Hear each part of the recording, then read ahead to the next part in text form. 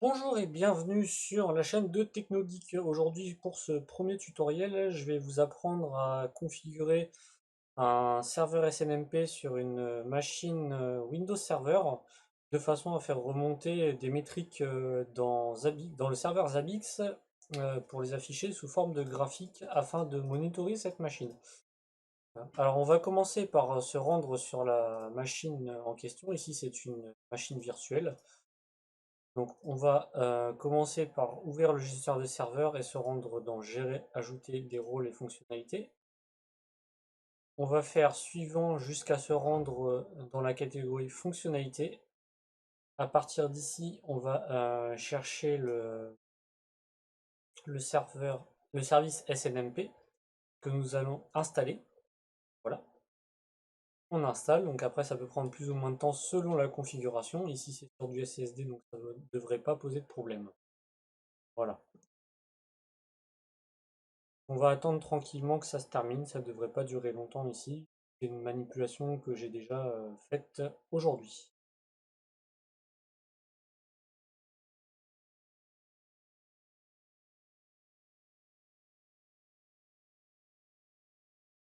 À savoir que le service SNMP, c'est ce qui permet de faire remonter les métriques sur Zabbix sans utiliser d'agent, comme on utilise l'agent Zabbix sur une distribution Linux. Ici sur Windows, on n'a pas cet agent, donc on va passer directement par le service SNMP qui est intégré à Windows. Voilà, donc l'installation est terminée, on va faire fermer. Voilà. Alors, ce qu'on va commencer par faire, c'est d'aller chercher les outils d'administration et on va aller dans les services. Dans les services, voilà, on va chercher le service SNMP.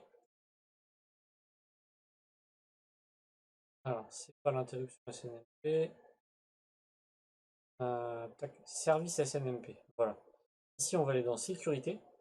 Donc ici, dans la communauté, on va faire ajouter. Ici, moi, je vais mettre 3dhost.fr, mais vous mettez ce que vous voulez. L'important, c'est de copier ça parce qu'on va en avoir besoin après. Ici, le localhost, je le supprime. Et ici, j'ajoute à la place l'adresse IP locale de mon serveur Zabbix.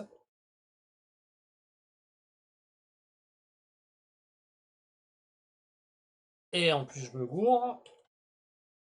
Voilà. Donc, je l'ajoute. On applique. On fait OK. On redémarre le service. Voilà. Ensuite, ce qu'on va faire, c'est qu'on va aller dans le pare-feu avancé de Windows afin de faire une ouverture de port. Donc voilà, pare-feu Windows avec fonctionnalité sécurité avancée. On va aller dans les règles de trafic sortant. On va créer une nouvelle règle pour un port en protocole UDP sur le port 161. On autorise la connexion. On va lui donner le nom du service SNMP. Voilà, une fois que ça c'est fait, on peut fermer le pare-feu. Voilà. Donc maintenant ce qu'on va faire, c'est qu'on va aller dans Zabbix. Je vais créer un graphique. Non, le graphique, je vais pas le faire tout de suite. On va le faire après, on verra pourquoi. Donc là, je vais déjà aller dans Host, Create Host. Voilà, donc là, ici, le hostname, vous allez le retrouver sur votre ordinateur ici même. Ici même. Alors, ici, je vais devoir le copier. Alors, win-7dft8.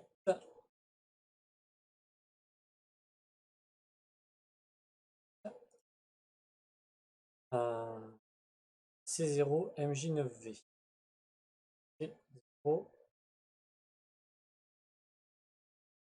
C0-9V. MJ9. Voilà. Donc le nom visible, ici moi je l'appellerai Team Backup Server. Donc ça sera juste le nom qui sera affiché sur le titre du graphique. A noter que le hostname, il est très important de respecter le même hostname que vous avez là sur Windows, sans quoi les informations ne remonteront pas. Excusez-moi. Voilà, donc dans les groupes, je vais chercher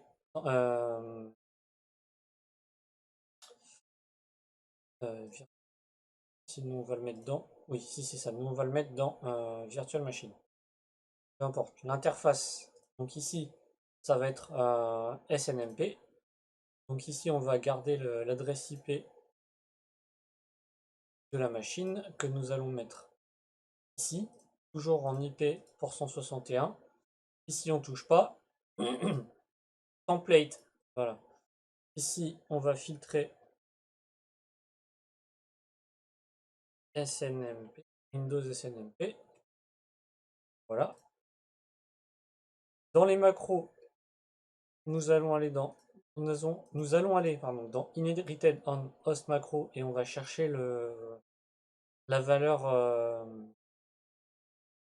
SNMP Community qui se trouve ici. On va le changer et c'est ici qu'on va mettre, comme moi tout à l'heure, 3dhost.fr. Vous mettrez ce que vous aviez mis dans le paramètre de sécurité sur le service SNMP sur Windows. Une fois que ça c'est fait, j'ajoute mon hôte. Je vérifie que tous les paramètres sont bons. Template Windows SNMP. Et parfait. Macro 1, c'est bon. Thème 12. All host. Voilà. Donc là, il ne devrait pas tarder à remonter. Il va falloir attendre un petit peu. C'est pas toujours instantané. Voilà. Donc là, c'est bon. On l'a, il est ici. 1.37. Ouais, donc là, je vais aller ajouter mon graphique. Bon, pour ça, je vais copier un autre. Ça ira plus vite. Ici, je vais l'appeler Team Backup Server. Voilà. Ici, je vais sélectionner l'autre. Donc ici, c'était euh,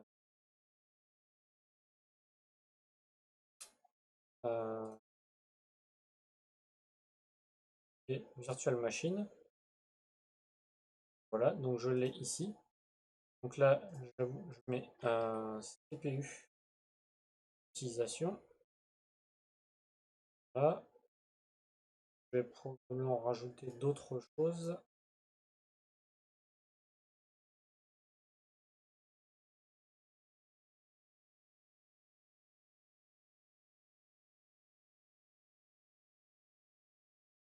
À voir parce qu'on pourra peut-être pas.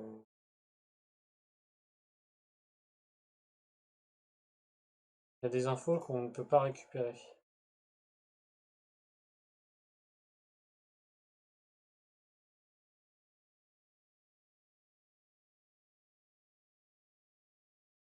Le time.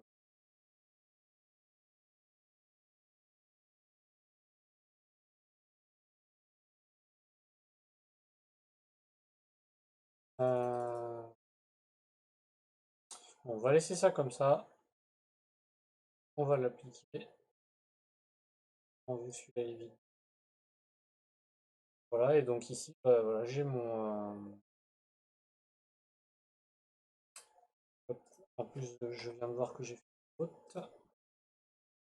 Je sauvegarde board, 0, petite erreur. Hop, voilà. Ah, d'ailleurs, ici, on a des. Ah. Donc là, voilà, j'ai mon. Comment dire?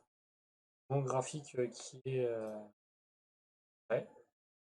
Là, on va attendre que les informations commencent à un petit peu.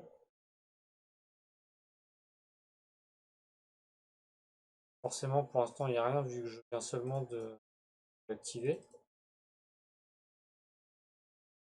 Et en plus, comme le nom il a changé, du coup, bah, c'est plus valable. Voilà. Là, en fait, on a une échelle automatique en fonction de la charge maximum. Voilà, voilà. Si je veux, par exemple, ajouter ici un widget plain text pour le host backup server time.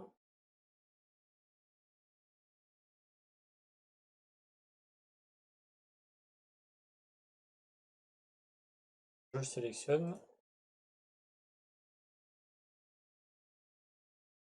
et je l'ajoute.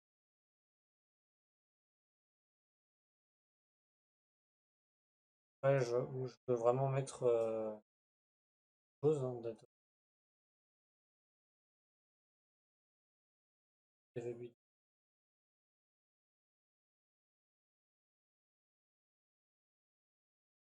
Euh, overview.